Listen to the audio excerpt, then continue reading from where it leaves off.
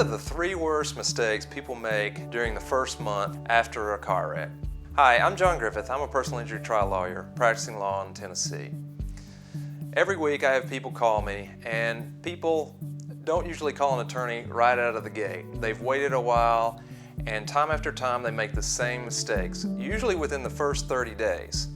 What are some of the things that you need to know that you can do to avoid making those same mistakes that are going to hurt or wreck your case?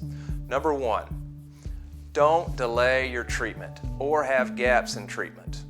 A lot of people come to me and they say, you know, I went to the doctor and they told me to go back, but I'm just trying to tough it out. Don't be a hero. Heroes get zeros. There's a very important rule that the insurance adjusters live by that you must know. What is that rule? It is this: if it's not in the doctor's note, it did not happen. You can say that you're having pain for 30, 60, or 90 days, but if you fail to go back to the doctor and put it in writing or have a doctor put it in writing, you will get no credit for that. So it is important for you to document your injuries.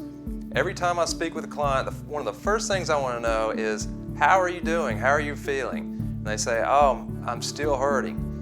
If it's anything other than, oh, I'm doing great, my next question is, when's the last time you've been to the doctor?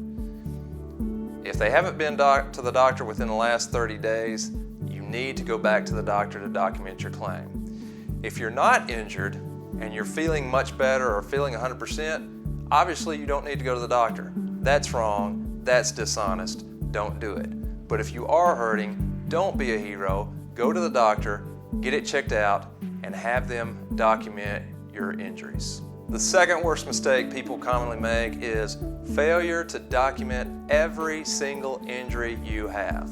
People who've been involved in a rollover crash will have multiple injuries from head to toe. They may have a fractured sternum, a hurt hip, hurt leg, hurt ankle, but the sternum is what's causing their most pain. They're prescribed bed rest, for example, for 3 weeks, and so they don't get up and walk around other than go to the restroom. They're on pain medication. They don't realize that their hip and knee is hurting until they start getting a little bit better from the sternum fracture and they start walking around or try to go back to work. At that point, when the injury starts flaring up and hurting them because they're using it more, they may go to the doctor after a 3 or 4 week gap and say, for the first time, hey, my hip is hurting or my knee is hurting. What does that mean to an insurance adjuster? The insurance adjuster will only look at the paper that's written on. Remember the rule, if it's not in a doctor's note, it didn't happen. If you only complained of your sternum fracture because that's what was killing you while you're in the hospital and didn't mention your hip or your knee, then the insurance company will look at the documents from the doctors a month or 2 months later where you first reported, and they'll wonder, or they'll dream up an injury that you must have had sometime between this bad car wreck and then when you went to the doctor to report your knee or hip pain. So make sure to start at your head, end at your toes, and tell your doctor everything. The third biggest mistake that people commonly make is not giving a full history of your prior injuries to your doctor. One of the first things that insurance adjusters look at when they're looking at your current claims of injury is they want to know what you've treated for in the past. Many times when you go to the doctor, they won't ask you about prior injuries. Sometimes their questionnaires will ask that, sometimes they won't. And later, if your case is not able to be settled and it's being litigated, the defense attorney might say, if you have a neck injury, for example, as a result of this car wreck, they may say, well, doctor, did you know that 8 years before this wreck that they had a neck injury very similar to this one? And the doctor say, well, no, I didn't know that. Well, the truth is the doctor usually didn't ask, and it wasn't an ongoing problem that was causing them pain before this wreck.